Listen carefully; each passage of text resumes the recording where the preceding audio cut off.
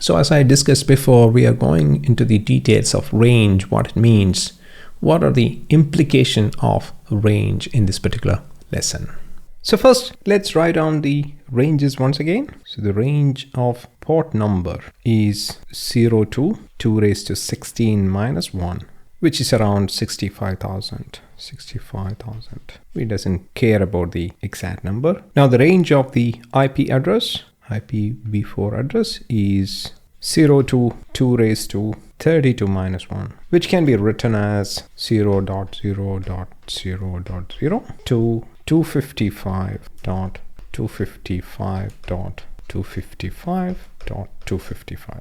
The number is not exactly this, but it's all ballpark estimate. In fact, a lot of IP address in this range we can't use. Similarly, a lot of port numbers in this range also we can't use. So it is all ballpark estimate plus or minus 10%, but the idea is we have a range within this particular vicinity. That's the idea. Now MAC address range no one cares about. We will see, but it's a 2 raised to 48 number. So the MAC address range is not matters much. Now, what this range means is that, like I discussed, we can have this many different applications in a computer. That is the meaning of this range. The maximum number of applications within a computer. Now, how about IP address? It means that you can have this many maximum number, which is this, of different computers within a network. So what if we have more than these many computers? This is not such a huge number. We can have more than these many computers in the world. So that is where the address space or the number space comes into the picture. So for example, in the case of port number, these many applications are possible in the system. We can have n number of systems like that. Each system can hold that many applications from a port space perspective. Like that, more importantly, we can have many networks. So for example, there is a network here with so many computers inside, and there is a network here which has no relation with the other network, which can have a different set of computers. And these networks are different. They each can have 0 to 2 raised to 32 IP addresses. So they are different network or different number spaces or IP spaces. For example, this network can have 1.2.3.4. This is an IP address. This is a valid IP address as well. This also can have 1.2.3.4.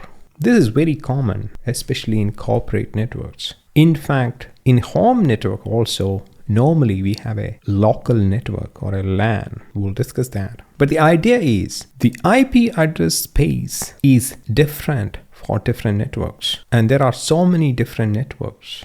This could be home 1, this could be company 1, and there could be n number of networks like this, disconnected networks.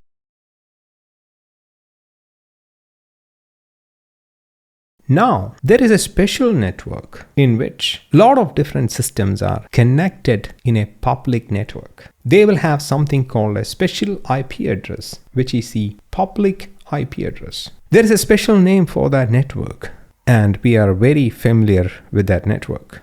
That is a network we get connected to when we buy an internet plan, or through an ISP, internet service provider, or a 4G connection, or anything like that. All we are doing is becoming part of a special network like this. And we get a IP address, special public IP address for our communication to a different system in that network. So there are a lot of names for it. Internet, public network, which is more common these days, public network, or World Wide Web, all kind of different synonymously used nomenclature. At the end of the day, it is nothing but an IP space, just like this. And we can have any number of IP spaces like that, and they are all disconnected network. There are ways which they can communicate each other. For example, if I want to send a packet from this network to this network, there are ways to do it. We will discuss that. There are new ways coming up to do this, to connect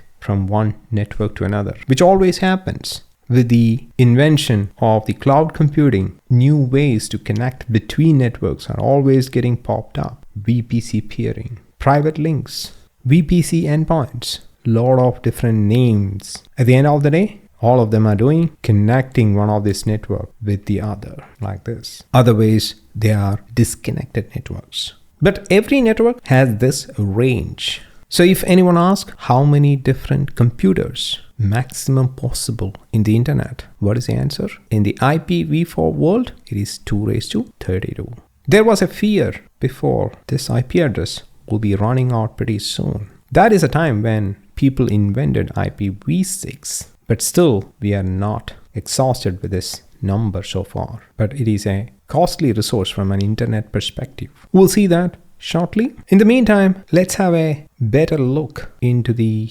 network trace of the system. Same thing we have seen before to see all these numbers we've been discussing so far. Port number, IP address, layers, all those things. Let's see in detail. We have seen Wireshark before. We will see it again from a new perspective. So to conclude, we have discussed the implications or significance of a range of a particular number. Again, let's dig some more details further to understand the ramification of this particular range thingy.